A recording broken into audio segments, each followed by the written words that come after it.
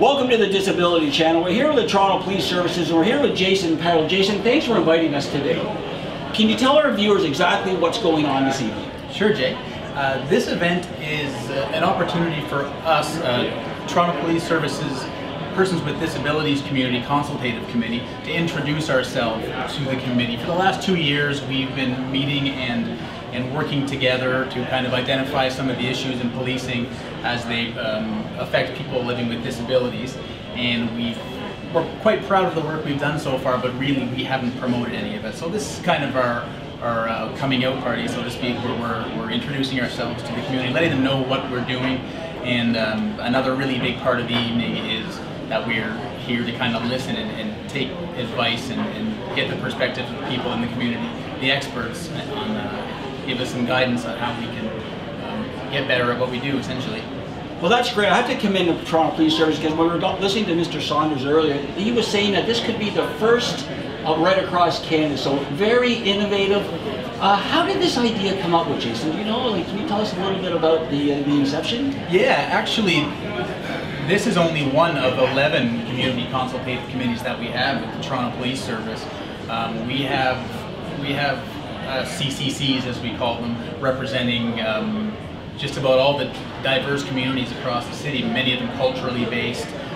We have this one for the disabilities community, we have one for the seniors community. Basically, we want experts from every pocket of the city, every neighborhood in the city, giving us specialized guidance on how we can do our jobs better. We need to have the perspectives of people who are living with the experiences, helping us formulate policy and procedure and strategy, training and education. Those are the types of things that we're leading on the community for. So ours is not the first. In fact, we're one of the newest communities. So it's though it is, I would agree with you, it's kind of a modern approach to community policing. It's reasonably well established within Toronto.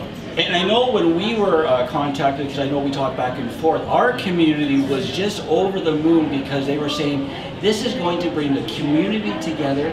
This is going to bring the people who really need the police services support, and the community support, open their eyes, awareness.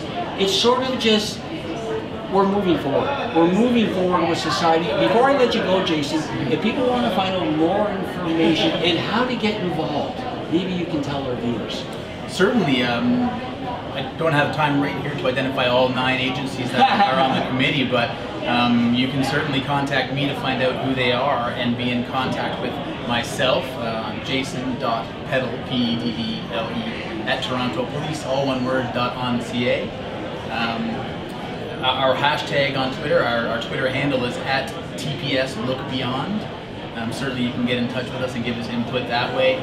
Probably the easiest way is to pick up the phone, give me a call, or drop me an email. That's great, Jason. I really appreciate it. Again, we're here downtown on Cherry Street at the YMCA. I want to thank the YMCA for this wonderful venue. It's all about accessibility. It's all about bringing people together, awareness. Again, I'm Jay Stoyan reporting for the Disability Channel. We'll see you next time. Why is there not more MCIT units out on the road? I mean, I've only seen, I think, 3 or 4 units, and I'm just wondering, is it a budget restriction, or can we get more MCIT out on the road? Of course, an MCIT is a mobile crisis intervention team, and Raymond commented on it in the video, where a police officer is partnered up with a crisis nurse, and they go out on the road and they address calls for people in distress, people in emotional crisis, and they do what they do very, very well. And I've got to tell you, huge fan. Do we need more? Yes. There's so many complex issues in trying to push that ball forward in terms of it's a partnership. Every one of those is a partnership with a local hospital, where the hospital's got to make nursing staff available for us to get those teams out. It is only just in the last 2 years that we have at least one team in every division in the city. In some places they're needed even more. There are more people that require that kind of service. So we are working towards that. I know the chief can probably expand on that some more, but we agree. Do we need more? Yes. It's a partnership, and I only have the ability of controlling the members of the Toronto Police Service, and we have to work it out with the other resources and entities in order to get it right, number one. I think one of the other things that we also need to look at as well, there's so many other partnerships that can be involved, that can be engaged, that can work with us. Policing serves as a layer, and an important layer, but one of the discussions that I'm trying to move towards as well is how do I leverage other partners and agencies to be on board with this program overall. And that's a discussion that goes on over and over again. There needs to be more funding, there needs to be more resources available, and so as we have more discussions like this, and as we start to expose what some of these issues are, I think it's a tremendous opportunity for that growth and the development. But having said that, when I took the seat, we only had, I believe, 4 or 5. We've got 14, and we're looking at expanding depending on how the funding piece fits into place. I'm a mother of a son with autism, and he's not here tonight. He's at another program. But until a few weeks ago, this meeting wouldn't have had any bearings for me. It wouldn't have been something I would have thought I needed to be here for. But it just so happened he's 20 and becoming more out there in the world and independent, and he kind of fell into a bad situation where some friends were basically extorting money from him.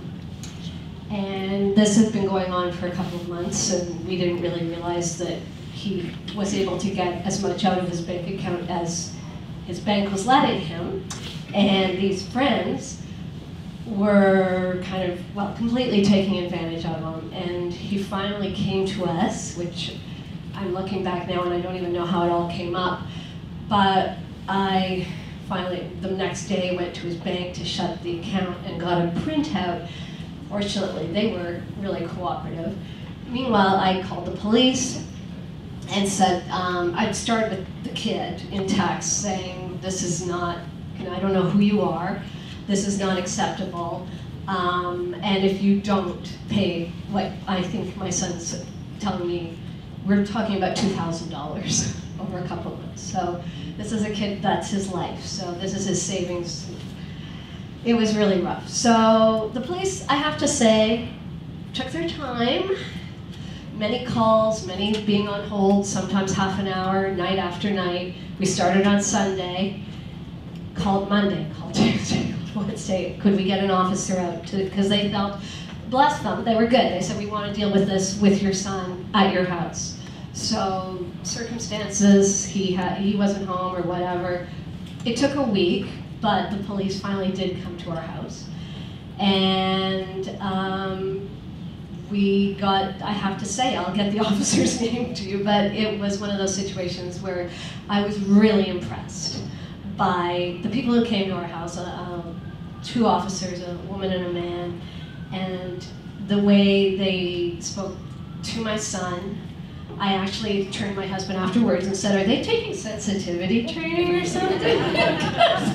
I was really, they asked the right questions. He was nervous.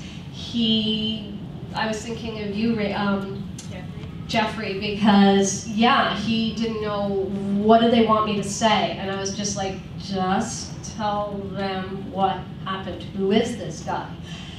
And the police ended up contacting the kid. Well, it turns out the kid also has mental health issues and a whole lot of stuff, and it was just a whole mess. So his mother and I met, and by the end of it, there were hugs and got some of the money back. So it all ended up, not all of it, but that's water under the bridge. The whole situation, I have to say, the Toronto Police Services stepped up. Took a while, but they did step up, and I'm really pleased that that happened. But I just also want to make you aware that this kind of thing could happen and will happen, and my son will not be the last. So. First off, thank you very much for sharing that with us, and I'm sorry about the delay at the start. I'm glad that the finish line, for the circumstances, kind of moving in the right direction. As I spoke earlier, and I spoke about the importance of training, and training is an investment. I added a third day, and that third day speaks specifically to community engagement and learning how to deal with interactions when we deal with people that live with disabilities. So that's an important piece. Every year the officers have to do 3 days of comprehensive training.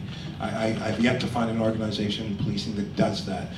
But there's the return on investment, number one. And number two, when we talk about our focus tables, which is furthering our communities by uniting services, it looks at the root cause of the behavior. When I got on 36 years ago, what would have happened is we would have come, taken a report, gone to the person's address, apprehended, brought them to the courts. And that would have been the remedy back then. And we've learned and we've developed. But understanding that over 30% of people that are incarcerated live with some form of mental health issues.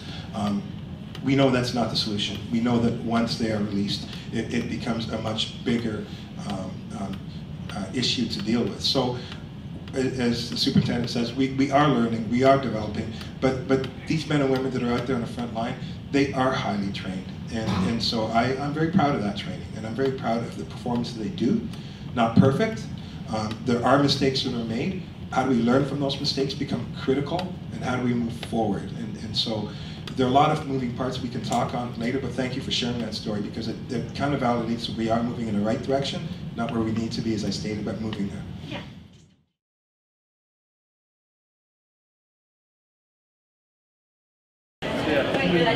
Welcome to the Disability Channel. I'm Jay Stoyan. We're here with the Toronto Police Chief, Mr. Saunders. Saunders, thank you for joining us today. No, thanks, Jay, for being here, and thanks for being a participant. I really appreciate this. Can you tell us a little bit, three-point question, the concept today and where you want to take this? Well, today was about listening, informing, and then figuring out how we move forward. We know that as we learn, we become better at what we need to do. Every interaction that we have with the public is important, and that's for everybody right across the city. If we ever leave a segment of society out, we will fail as a police agency. So by having the collective voices, by listening to everybody, it provides us a better opportunity to be successful in every interaction we have with our community as a whole. Thank you, Mr. Saunders. Again, we're here at the Town Hall YMCA talking all about accessibility, awareness, information, education. Mr. Saunders, before we let you go, if people want to find out more, and how can they get involved? You know, there are a multitude of ways. We've got so many different community organizations. Our Community Policing Liaison Committee is a fantastic opportunity. Every division in the city has one. And so if you live in a geographical area, there's an opportunity for you to participate. You have a voice, and we like to hear things from your lens so that we can figure out what needs to be done within the various communities. We also have consultative committees, and these consultative committees also have an opportunity to work with the communities to figure out what we need to do to improve, whether it's on our training or our operations, or just our procedures and policies. So just go on www.tps.on.ca, and that will open up a plethora of opportunities for you to get involved as a member of the public. Thanks again. We're here with the Police Chief, Mr. Saunders, TPS Services, Town Hall, Accessibility. I'm Jay Stoyan, reporting for the Accessibility Disability Channel. We'll see you next time. Thank you, Jay. Thanks, Jay. Thank you, sir.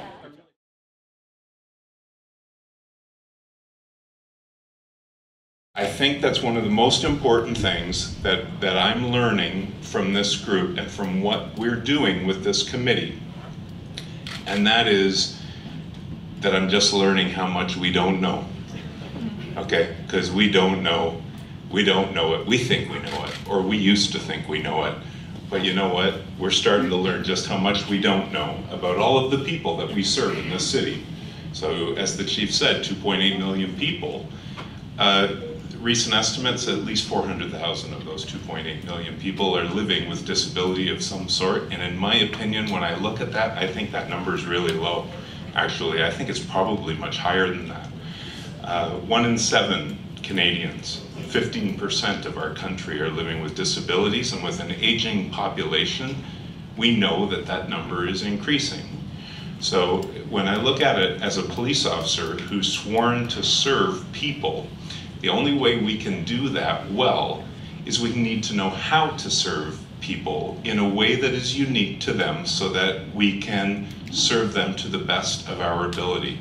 And I think it's so critical that this group can learn from people like the people in this room and from across this city so that we can learn all of the things that we do wrong so we can try to do it right.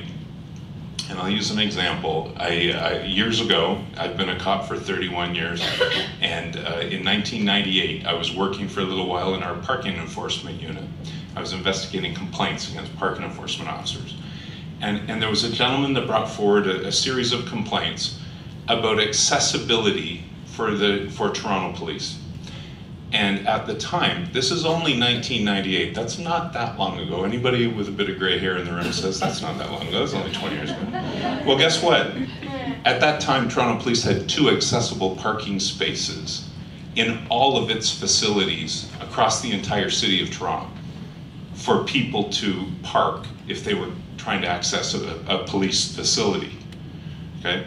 That's only 20 years ago. We had 2 spaces for the entire city. Okay, we learned, we are getting better. It takes time to get better.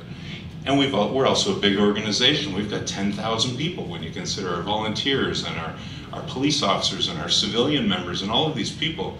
It's a huge undertaking to try to get everybody on the same page. But we're gonna get there, and we're gonna get better. We're gonna get better every day, and this group and things like this are gonna help us get better, okay? So please, the most important thing about tonight is hearing from you. And so far, all you've heard from us. So I'm gonna sit down. We're gonna watch this video. It's about 20 minutes. And this is something that I think that this committee particularly should be really, really proud of. Because Toronto Police Service members need to learn the lessons and learn things about people that are living with a whole range of disabilities so that they can learn to serve people better.